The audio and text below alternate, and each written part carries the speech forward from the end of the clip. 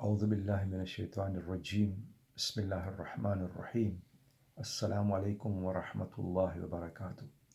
First of all, I would like to wish you all Eid Mubarak. May Allah shower His mercy and blessings on all of you and your families.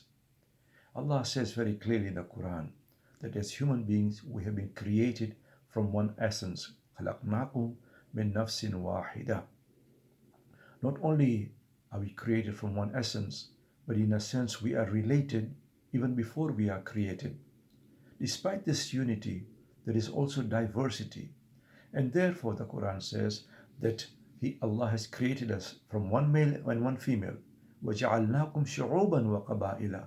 And we have made you into different tribes and different nations so that you may know each other. In other words, we are diverse. We are different. Not that we should fight with each other. Rather, we should know and understand each other. This sense of diversity also comes with it plurality. In other words, that we are different in many ways. For a long time, in the West especially, there was this myth you may recall, that Islam spread with the sword. In fact, nothing can be further from the truth, because the Quran came with a very clear message. La ikraha fid din. There is no compulsion in religion. You see, when you compel somebody to become a Muslim, you do not make him or her a Muslim. You make him or her a hypocrite, because belief must come from the heart, not from the tongue. We find also that because of this sense of diversity, that wherever Islam went, it did not impose itself on others. For example, when it went to the Byzantines, for almost 150 years, the majority of the people, after the coming of Islam, continued to be Christians. Almost 200 years after Islam entered Iran, the majority of the people continued to be Zoroastrians. Even though Muslims ruled India for over 300 years, there were still Jains, Hindus, Buddhists, Sikhs, and other groups who remained to their own religion. Therefore, it would be wrong to say that Islam imposed itself wherever it went. On the contrary, if you look at Andalusia, Spain, Muslims built a humongous and awesome civilization, one of the best that the world has ever seen. And interestingly, it wasn't only Muslims who built it. They built it in conjunction with Jews and Christians. So great was this civilization in those days that they used to say that if you've been to Andalusia, you can never go to hell because you've already been to heaven. In today's world, it is common to talk about tolerance. I say that we do not need just tolerance. We need to embrace and accept the other. Because of this sense of diversity and pluralism, we find that Muslims, wherever they went, they not only accepted and sometimes even embraced the other, they even protected local culture, local artifacts. For example, you go to Egypt today, they will show you the kind of shoes that the Pharaoh and Tutankhamun used to wear. Wherever you go in the Muslim world, you'll find local culture, local music, local religions, languages have been preserved by the Muslims. You go to Iran, for example, you will find the remnants of Zoroastrian places of worship. You go to Babylon, you go to Petra, you go to, for example, Palmyra, you will find pre-Islamic history has been preserved.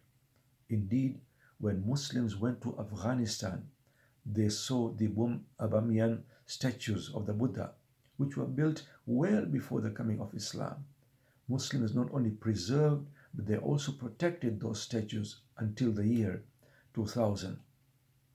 Indeed, it is correct to say that Muslims have preserved more of pre-Islamic history than their own history.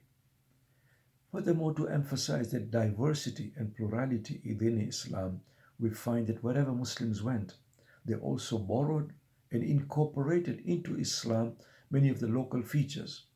So, for example, the institution of the caliphate, the dome, the minaret, the crescent, these were not there at the time of the Prophet.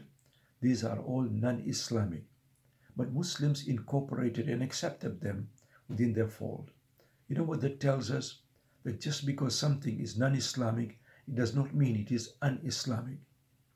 Similarly, Islam did not come with a clean slate. In fact, a lot of our social laws are pre-Islamic laws. These are called imza'i, ahkam imza'i. So, for example, the laws on marriage, the laws on mahr, many of the business transactions, Islam tweaked and changed a few of them, but for the majority, they are pre-Islamic laws. You know what that tells us? That just because something is pre-Islamic, it does not mean it is un-Islamic either. My friends, we have issues regarding diversity and conflict. Many a time we try and impose our views on others. Therefore, we can draw a distinction between ikhtilaf on the one hand and khilaf on the other. Ikhtilaf is diversity, a positive attribute, whereas khilaf is conflict. We get into conflict when we cannot accept the ikhtilaf with others. When you look at the Quran, for example, we find that diversity, ikhtilaf, is a positive attribute. وَمِنْ آيَاتِهِ خَلْقُ السَّمَاوَاتِ وَالْأَرْضِ وَاخْتِلَافُ أَلْسِنَتِكُمْ وَأَلْوَانِكُمْ. The Quran says, amongst his signs is the creation of the heavens and the earth, and the diversity and difference in your languages and in your tongues. In other words, the ikhtilaf is an ayatullah.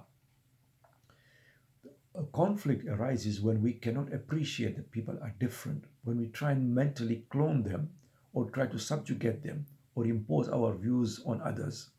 When we try and impose our views on others, we are actually undoing what Allah has done, which is that He made us different.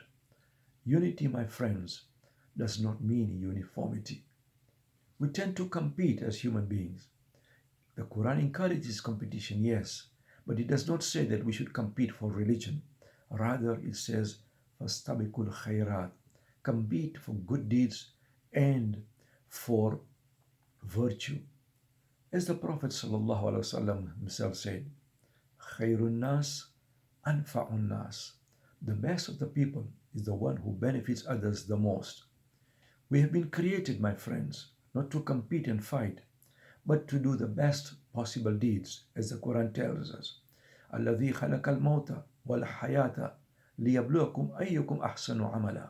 That Allah has created us to see which one of us does the best deeds. The Quran encourages us to do beautiful deeds to others. It says, وَأَحْسِنْ كَمَا أَحْسَنَ اللَّهُ إِلَيْكَ. Do good deeds because Allah has made you beautiful. He has created beauty within us. My friends, we do not need to share a religion to get along well with others. Rather, we need to share a common moral commitments towards morality and towards well-being in order to get along with others. See, dignity knows no boundaries. It is applicable to all human beings. Therefore, the Quran says very clearly that inna akramakum indallahi atkakum. Indeed, the most noble of you in the eyes of Allah is the one who is most honorable, the most dignified of you. I end with this particular Eid message that the way to Allah is through humanity, and the way to humanity is through Allah. My final thoughts are this very beautiful and inspiring hadith from the Prophet ﷺ when he was asked, Ya Rasulullah, mal Islam? What is Islam? And you know what he said? Al-Islamu huwa ta'atu lillahi wa shafaqa lil makhluqat. Islam is to obey Allah and to be kind to the whole creation of Allah subhanahu wa ta'ala. In other words, we should respect not only other human beings, but everything that Allah has created deserves our respect and kindness and mercy. Wassalamu alaikum wa rahmatullah.